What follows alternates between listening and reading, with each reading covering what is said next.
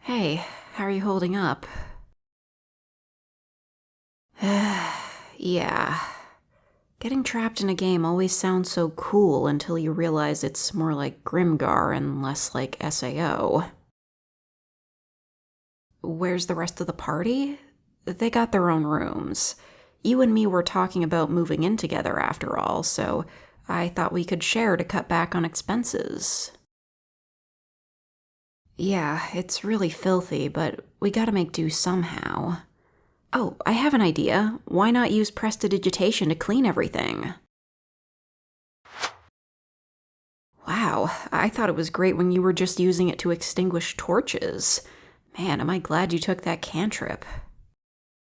Wow, the sheets are the coarsest thing ever, but they feel and smell cleaner than if they just came out of the wash. Come on, get in. I know that we're stuck in some sort of nightmare, but we still have each other.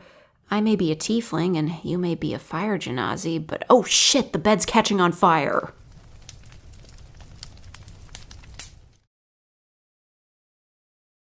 I'm fine. Don't beat yourself up about it. Really, I'm a rogue. Fireball's got nothing on me, so a small thing like that isn't gonna hurt me.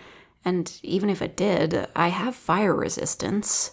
No matter how many times you burn me, I'm not going anywhere. It's not a huge deal. We can worry about having to pay for it later. As for the fumes, we're level 7 adventurers, and we're not humans.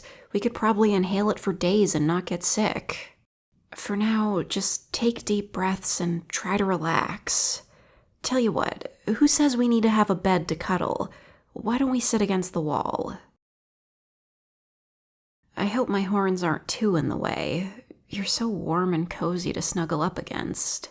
And somehow you still smell surprisingly great. You're amazing. I love you. I know one thing after the other seems to be going wrong today, but we should look on the bright side. If we're being real, we both made our characters 10 times hotter than anyone has any right to be. Literally, in your case. Also, just by coincidence, we managed to pick the perfect races for each other. Imagine how much worse it would be if I went with my original idea of a water genasi because I thought a love story between two literal opposites would be romantic. And I can't believe you're not more excited about it. You know freaking magic. You can literally fly, and teleport, and shoot fireballs, and you have the godsend that is prestidigitation, so we don't have to worry about everything being super gross. I promise you, we'll make this work. I know I'm taking care of you right now, but eventually you'll bounce back. You always do, regardless of how bad the fall was. With that big brain of yours, you've given the DM more than a few headaches. In no time, you'll figure out a broken spell interaction that we'll use to do more than just stay alive. Right now, though, we should seriously be getting some sleep. We do not want to be racking up points of exhaustion. Getting disadvantage on all of our ability checks would be way worse than pulling an all-nighter in the real world. You're too wired? You wouldn't happen to have a spell for this, would you? What do you mean you don't know? They're your spells. How do you not know? Oh, you used to have the whole list right in front of you in your character sheet. That makes sense. Well, you have your spellbook. Good thing it's an enduring spellbook too, so it can't be damaged by your fire. Why don't you go through it? So, was there anything? It's a long shot? Well, there's no harm in trying. What is it? The sleep spell, huh?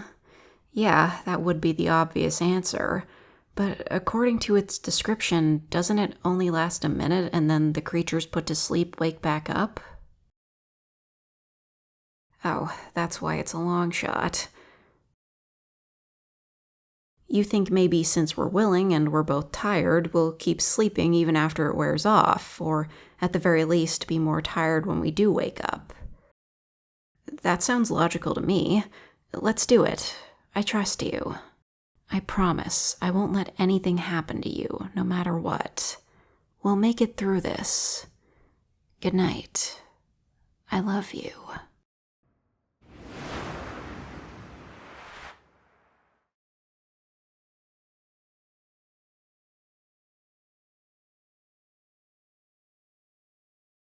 Think Jumanji, but Dungeons and Dragons. Oh, that's easy. I'm always thinking about Jumanji. I'm kidding. I like Zathura better.